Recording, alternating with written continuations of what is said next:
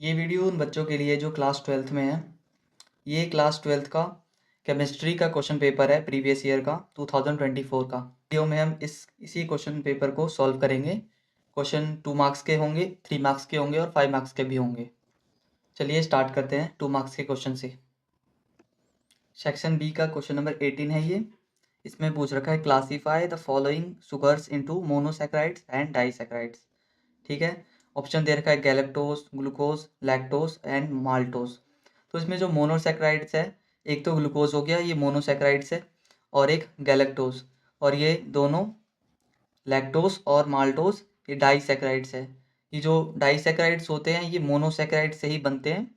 ठीक है, तो ये हमारा ये आंसर हो गया, galactose and glucose monosaccharide, lactose and maltose disaccharides. आपको ये लिख देना है वहाँ।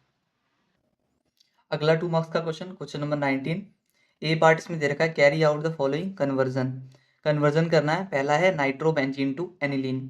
तो ये नाइट्रोबेंजीन जो है इसका हम कैटेलिस्ट से रिडक्शन करेंगे तो ये एनिलीन बन जाएगा। ठीक है, इस तरह से। तो ये नाइट्रोबेंजीन है,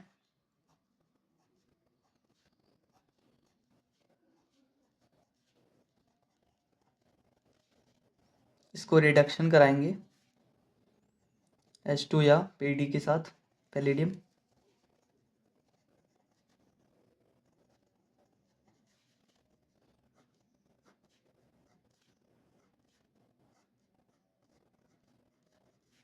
इसका रिडक्शन होके ये बन जाएगा एनिलीन। ठीक है, दूसरा कन्वर्जन जो है वो एनिलीन टू फिनॉल है। ठीक है, एनिलीन में बेंजीन रिंग पर NH2 लगा होता है,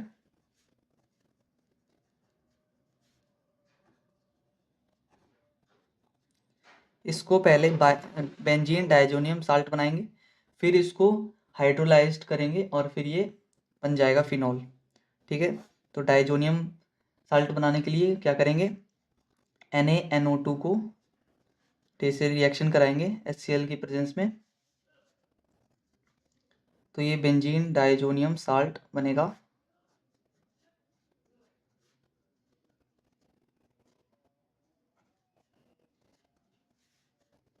ठीक है, और इसको हाइड्रोलाइसिस करेंगे तो बनेगा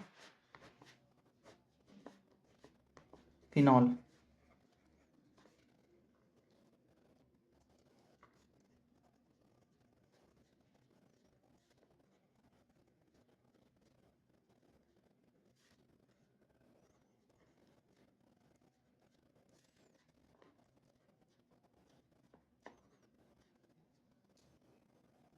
इसी क्वेश्चन के बी पार्ट में पहला है write chemical test to distinguish between dimethyl amine and ethane amine.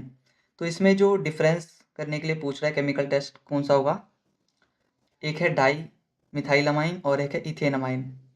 तो ये डाई मिथाइल अमाइन जो है ये सेकेंडरी अमाइन है और ये प्राइमरी अमाइन है। तो हमें सेकेंडरी अमाइन और प्राइमरी अमाइन के बीच में डिफरेंस पूछ रहा है।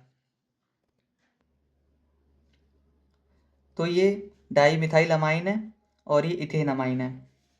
ठीक है, इसके बीच डिफरेंस निकालने के लिए एक हिंसबर्ग्स रिएजेंट होता है जिसका नाम है एराइल सल्फोनाइल क्लोराइड होता है। ये है बेंजीन सल्फोनाइल क्लोराइड। ठीक है, C6H5SO2Cl2Cl। ठीक है, जब इसको प्राइमरी अमाइन के साथ रिएक्शन कराते हैं तो ये इस तरह से बनता है, HCl ये बाहर निकल जाएगा। ठीक है, और ये इस NH के साथ जुड़ जाएगा तो कुछ इस तरह से बनेगा। ये होगा N ethyl benzene sulfonyl amide. ठीक है, जो कि सॉल्युबल होगा एल्काइल में। सॉल्युबल क्यों होगा ये एल्काइल में, क्योंकि ये जो बेंजीन सल्फोनाइल अमाइड है ये एक स्ट्रॉन्ग इलेक्ट्रॉन विड्रॉइंग ग्रुप है, इसलिए ये एसिडिक नेचर होगा, इसका H+ बनेगा, इसलिए ये सॉल्युबल होगा एल्काइल में। अगर ये सॉल्युबल होता है तो इससे पता चल जाएगा ये इथेन अमाइड है। और जब बेंजीन सल्फोनाइल क्लोराइड को सेकेंडरी अमाइन के साथ रिएक्शन कराते हैं तो ये कुछ इस तरह से बनता है, HCl यहाँ से बाहर आ जाएगा ठीक है, ये इसके साथ जुड़ जाएगा। तो यहाँ पे कोई भी H नहीं है, यहाँ पे H बॉन्ड नहीं है यहाँ पे अलग से, ठीक है। तो इसलिए एसिडिक नेचर नहीं होगा, ये इनसॉल्युबल होगा एल्काइल में, ठीक है। तो इससे पता चल जाएगा ये सेकेंडरी अमाइन था। अभी सेकंड दे रखा है, right the product formed when benzene diazonium chloride is treated with KI, ठीक है। जब बेंजीन डाइजोनियम क्लोराइड को KI के साथ रिएक्शन कराएंगे तो आयोडो बेंजीन बनेगा, ठीक है, N2 रिलीज होगा, तो ये प्रोडक्ट होगा। अभी क्वेश्चन 3 मार्क्स का है, इसमें give the structure of the major product expected from the following hydrolysis, following reaction, ठीक है। ए दे रखा है reaction of ethanol with methyl magnesium bromide followed by hydrolysis. तो मिथाइल मैग्नीशियम ब्रोमाइड जो है ये एक ग्रिग्नार्ड रिएजेंट है, इथेनॉल के साथ इसका रिएक्शन कराएंगे। तो जब केमिकल रिएक्शन में जब रिएक्शन विथ मेटल का पार्ट होता है उसके अंदर ये आता है, तो ये इथेनॉल है और ये मिथाइल मैग्नीशियम ब्रोमाइड है, ये रिएक्शन कराते हैं तो ये बनता है CH3CH OMgBr CH3, ठीक है। फर्दर इसको रिएक्शन कराते हैं,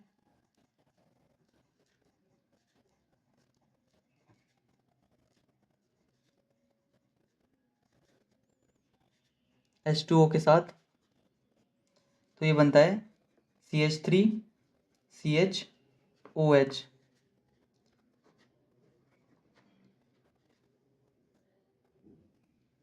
जो कि ये है CH3C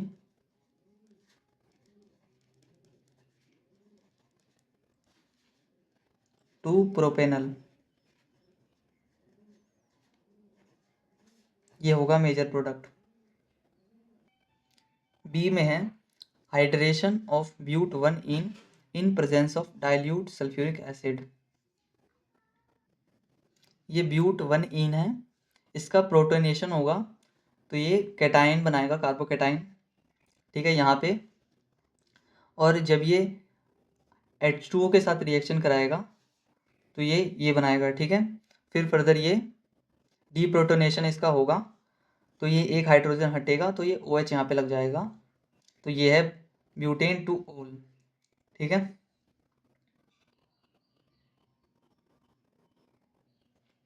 सी में दे रखा है reaction of phenol with bromine water.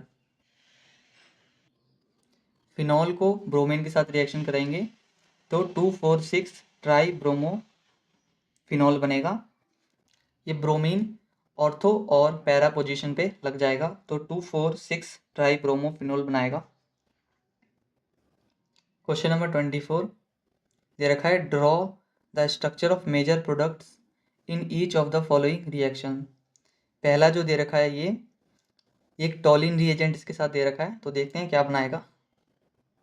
इसका जो प्रोडक्ट होगा वो कुछ इस तरह से होगा, ठीक है। ये CHO की जगह ये जुड़ जाएगा। क्वेश्चन नंबर ये बी पार्ट में NaOI के साथ रिएक्शन करा रहे हैं तो यहाँ पे ऑक्सीडेशन होगा और जो प्रोडक्ट बनेगा वो ये है, इसका ऑक्सीडेशन हो रहा है यहाँ पे CH3 की जगह ONA जुड़ जाएगा, ठीक है। क्वेश्चन नंबर सी में ये बेंजीन रिंग पे एल्डिहाइड ग्रुप जुड़ा है और एक कार्बोक्सिलिक एसिड, ठीक है। ये NaCN के साथ और HCl के साथ रिएक्शन करा रहा है तो ये NaCl के साथ आ जाएगा, NaCl बनाएगा और CN और H अलग हो जाएगा तो ये एल्डिहाइड में C के साथ जुड़ जाएगा, CN और H जो है ये O के साथ जुड़ जाएगा तो OH यहाँ पे लग जाएगा, तो ये रिएक्शन इस तरह से होगा। क्वेश्चन में मैकेनिज्म नहीं पूछा गया, सिर्फ स्ट्रक्चर बनाना है आपको यहाँ पे, ठीक है। तो इस तरह से यहाँ पे O के साथ H लग जाएगा और CN यहाँ लग जाएगा, ठीक है। तो ये बनाएगा 2,1 hydro oxy cyano methyl benzoic acid, ठीक है। क्वेश्चन नंबर 25 में दे रखा है calculate the EMF of the following cell. ये सेल दे रखा है यहाँ पे Ni और Ag है, इसका कंसंट्रेशन इतना है, फिर ये 2+ आयन आ जाता है इसके ऊपर और इसका कंसंट्रेशन 0.1 मोल है और +2 Ag सॉलिड स्टेट में बचता है। ठीक है, तो गिवन हमें दे रखा है ई नॉट सेल है 1.05 वोल्ट, log 10 की वैल्यू 1 दे रखी है। इस क्वेश्चन में सेल जो दे रखा है वो ये है,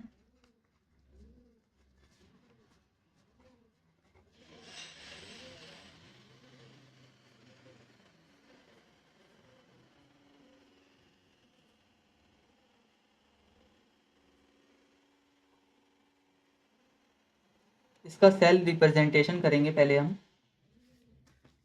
कुछ इस तरह से सेल रिप्रेजेंटेशन होगा।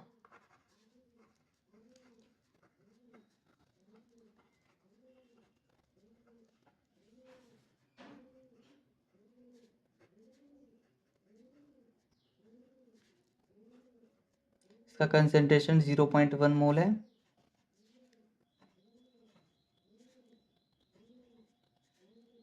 इसका कंसंट्रेशन 0.01 मोल है।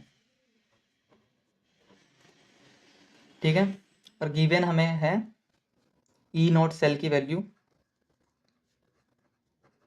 E not cell equal to 1.05 volt और log 10 की वैल्यू 1।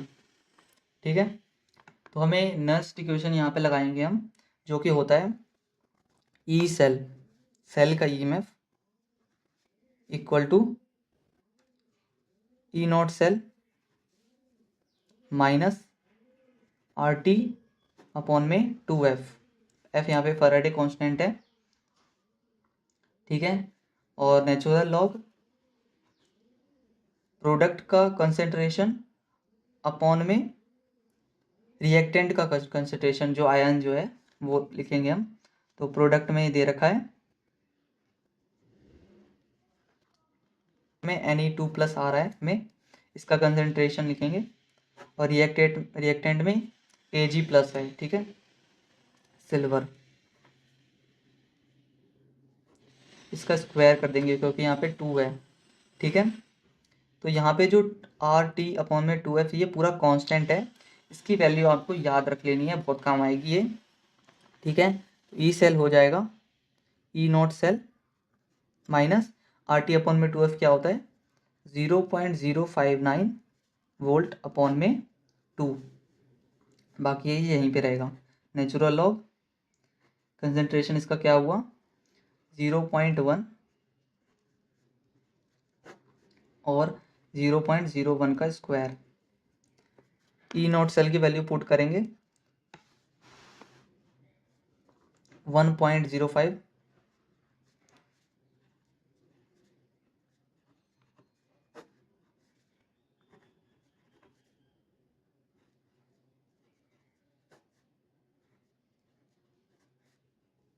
तो इसको जो पूरे को कैलकुलेट करने पर आ रहा है, अगला स्टेप ये लिख लेते हैं।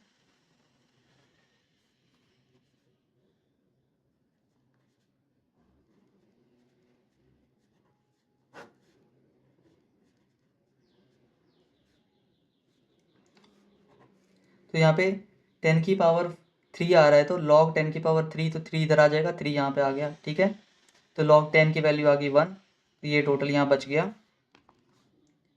तो वैल्यू आ रही है ये 0.96 वोल्ट ई सेल की वैल्यू। ठीक है,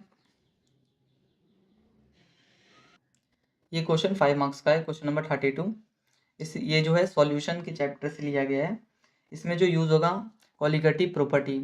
कॉलिगेटिव प्रॉपर्टी 4 टाइप की होती है।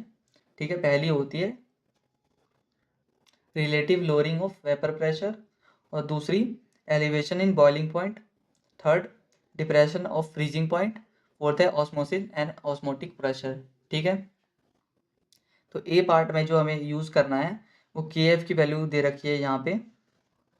तो ये डिप्रेशन इन फ्रीजिंग पॉइंट की कॉलिगेटिव प्रॉपर्टी का यूज़ करके हमें इसको सॉल्व करना है। और इस क्वेश्चन के बी पार्ट में जो है बॉइलिंग पॉइंट से जुड़ा प्रॉब्लम है। ठीक है, तो बॉइलिंग पॉइंट की प्रॉपर्टी है ये एलिवेशन इन बॉइलिंग पॉइंट। तो बॉइलिंग पॉइंट बढ़ जाता है जब उसके अंदर सॉल्यूट को मिलाया जाता है। तो इस क्वेश्चन का बी पार्ट हम करते हैं। फर्स्ट दे रखा है boiling point of water at 750 mm Hg pressure is 99.68 degree Celsius. How much sucrose molar mass दे रखा है इसका is to be added to 500 gram of water such that it boils at 100 degree Celsius. इसका के भी दे रखा है water के लिए 0.52 केल्विन kg पर मोल। ठीक है, तो यहाँ पे क्या क्या गिवन है ये देखना होगा। तो टी जो है यहाँ पे बॉइलिंग पॉइंट 100 डिग्री सेल्सियस है और पहले का टी नॉट क्या है 99.68। तो इसमें इससे डेल्टा टी आ जाएगा जो कि डिफरेंस होगा बॉइलिंग पॉइंट में। तो ये डेल्टा टी किसके प्रोपोर्शनल होता है? डेल्टा टी होता है मोलिलिटी के प्रोपोर्शनल। ठीक है, इसमें जो कांस्टेंट आता है वो के भी हमें पहले से गिवन है। ठीक है, तो इससे हम ये इसका सुक्रोज का डिटरमाइन कर लेंगे। तो एलिवेशन इन बॉइलिंग पॉइंट की क्वालिटेटिव प्रॉपर्टी से हमें मिलता है डेल्टा टी जो होता है वो के बी मोलैलिटी के इक्वल होता है। ठीक है, यहाँ पे डेल्टा टी की वैल्यू कैसे निकालेंगे? Delta T B equal to boiling point minus initial boiling point. ठीक है, तो फाइनल क्या था 100 डिग्री सेल्सियस, इनिशियल था 99.68 डिग्री सेल्सियस। डेल्टा टी की वैल्यू आ गई 0.32 डिग्री सेल्सियस। ठीक है, तो इस फॉर्मूले को हम फर्दर लिखते हैं, इस तरह से भी लिख सकते हैं delta T B equal to K B into 1000 solute का वेट अपॉन में molar mass of solute. W1 यहाँ पे सॉल्वेंट का वेट है। ठीक है, हमें जो वैल्यू गिवन है वो W1 जो दे रखा है 500 ग्राम, मोलर मास ऑफ सॉल्यूट 342 ग्राम पर मोल, Kb की वैल्यू कांस्टेंट 0.52।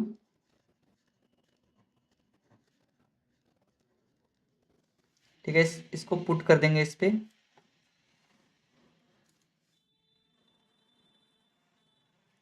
डेल्टा टीबी की वैल्यू Kb की वैल्यू 0.52 इंटू 1000, W2 की वैल्यू 500।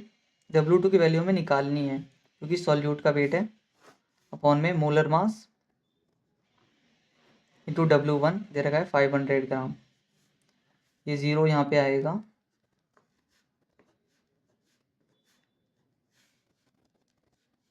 W2 इधर आएगा और ये पूरा इधर जाएगा। तो हमारे पास W2 की वैल्यू जो आ जाएगी वो है 106.02 ग्राम। ठीक है, तो ये सॉल्यूट का वेट है, तो इतना ग्राम हमें उसमें सुक्रोज म्यूट करना पड़ेगा। और ये 2 पार्ट में पूछ रखा है state Henry's law and write its any one application. तो हेनरीज लॉ होता है the solubility of a gas in a liquid is directly proportional to the partial pressure of the gas present above the liquid और solution. तो ये एक Henry's law है, P equal to Henry's constant और chi mole fraction. ठीक है, इसका एक एप्लीकेशन है ये। स्कूबा डाइवर्स जो होते हैं वो सफ़र करते हैं बैंड से। जब वो अंडर वाटर जाते हैं, जब प्रेशर ज़्यादा हो जाता है तो उनके ब्लड में नाइट्रोजन ज़्यादा सॉल्यूट हो जाता है, और जब वो प्रेशर कम होता है बाहर आते हैं तो वो नाइट्रोजन गैस स्टेट में आ जाता है और वो बैंड बनाता है। ठीक है, तो हमारे पास ये इस क्वेश्चन पेपर के कुछ क्वेश्चन थे और अगले वीडियो में और भी क्वेश्चन सॉल्व करेंगे।